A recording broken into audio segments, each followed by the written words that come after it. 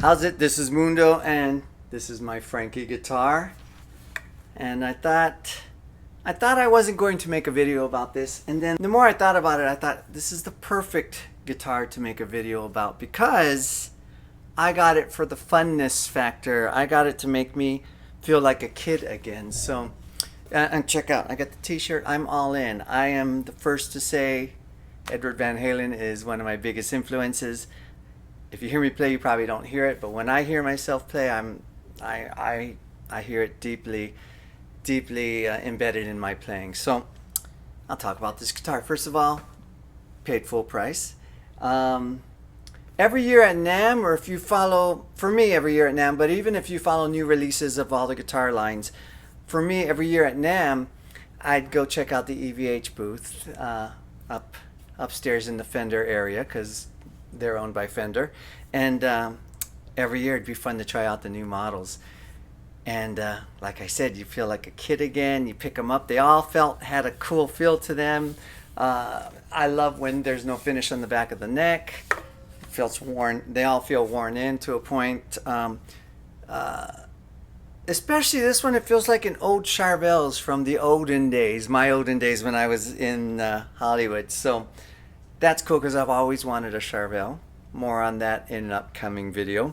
But 2020, the last NAMM I physically went to, I went up every day, make my friends take pictures of me tapping. Mundo Van Halen, I know that dude. I have no shame, right?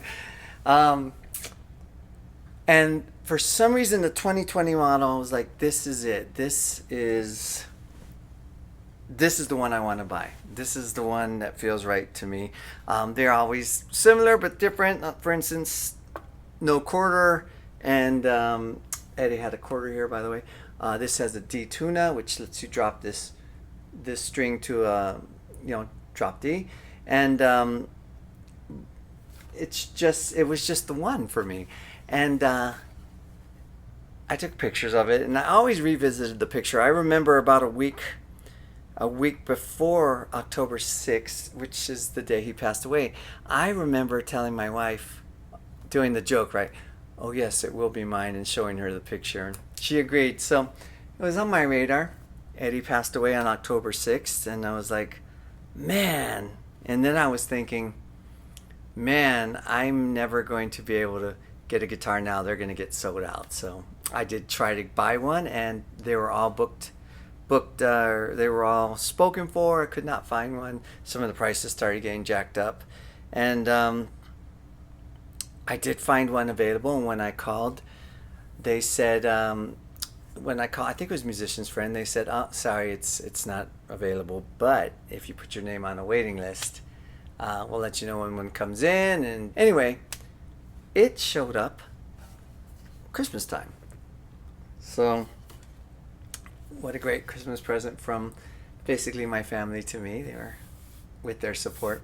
And the reason I wasn't going to make a video about this is mainly, it's not a professional guitar for me.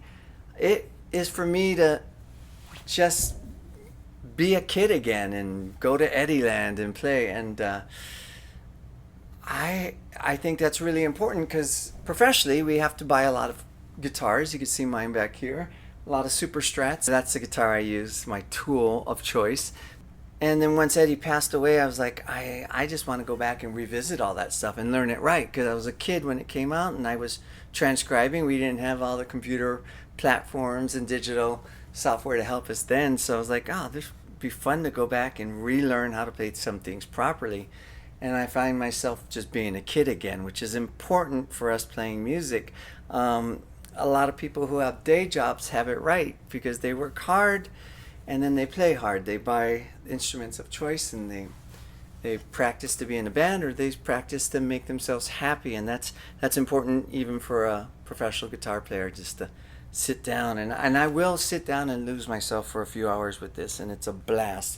And you remember why you started playing guitar in the first place and why you took it the next step and possibly became a professional. So I thought I'd talk about that.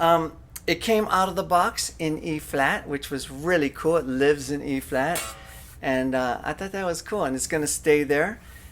so you can play along with the Eddie stuff. I didn't think I would use it professionally, but I've already used it on some session work where I needed a guitar tuned in E flat, and I also needed to drop this E flat string to a D flat. So I said drop D earlier. So that's cool. I play it a lot. It's awesome and it's inspirational. I did have a few problems, which we'll talk about in the video. And once I had Adam Perrell from Peachtree Guitar Works help me out on this, it just plays great. And there you go. There is my guitar story for this Frankie. Check out the videos. And if you like what I'm doing, please subscribe. I really appreciate it. Until next time.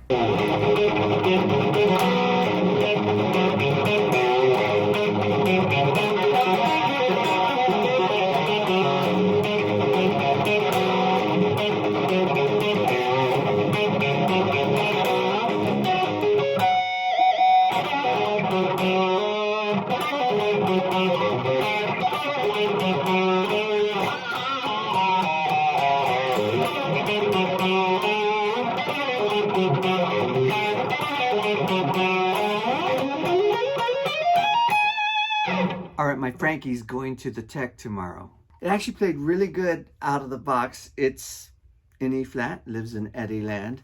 But the first string, 9th fret, fretted out.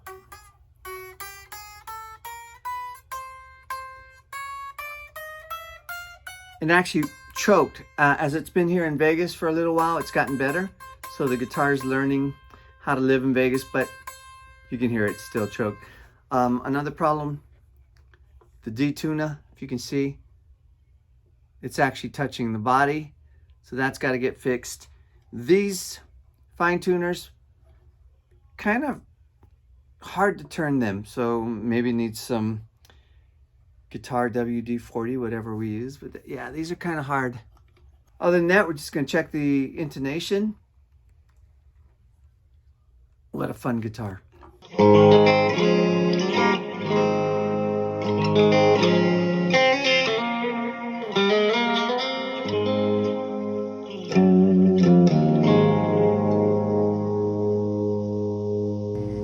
How's everybody? This is Adam Perrell, guitar tech. Used to work at ESP. That's where I met him, ESP USA in Hollywood. So he's back in Vegas because he's a Vegas boy. And he's working on my EVH Frankenstein. But check this out. Check this out. That's how much of a fan he is. He's got it on his wall. Right? Yeah. Okay, so we've had problems with this, the 9th fret, but also with the D tuner. Yeah, so now, I mean, to get that leveled out, we basically brought the neck back to the 10,000th relief that it wanted to see. Flushed out the bridge with the body, backed up all the fine tuners, how they wanted to, you know, see it with that D tuner to get it as much relief space as possible, so that has the room to slip in there without hitting the body. And it was hitting the body when I brought it to him. It definitely was, for sure. So, and that was because the bridge was kicked up a little bit, and the setup just wasn't there on it. So, yeah, man, we brought it back down and got the whole triangle of playability right back to where it wants to be, and the D-tuner right back in action. Nice. We had a discussion about routing out the neck joint.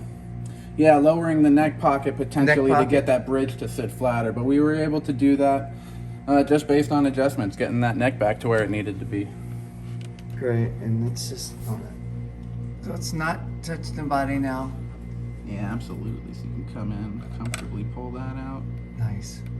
Comfortably get that back in. And yeah, we still have a 42 here. Absolutely, 9 to 42. We were thinking about moving that to a 46 to fix the problem, so. It's holding strong. Cool.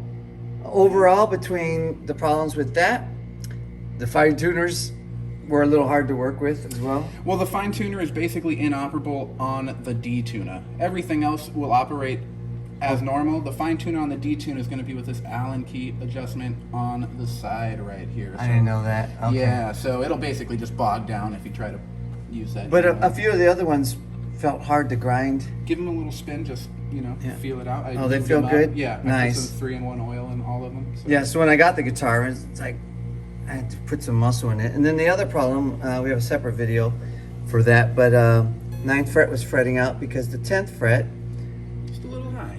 Yeah, was a little high. Yeah. And we'll show you that. Other than that, what do you think of the guitar?